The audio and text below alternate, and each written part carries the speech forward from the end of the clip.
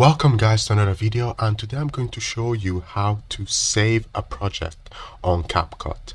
So just from here, let's click create project. Okay, and let me just import a video from here,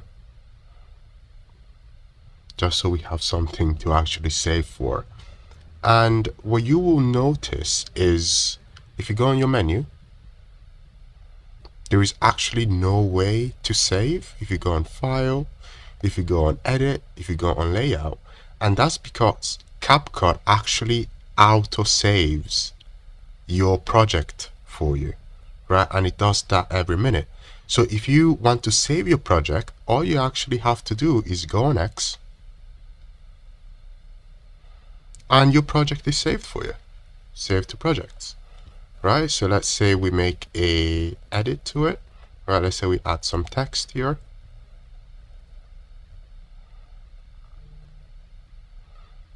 Yeah, that's the text. Again, all I have to do is click X. And if I go back to my project, as you can see, everything is there. So if you like the video, please like, comment and subscribe, and let me know in the comments any help you may need. See you on the next.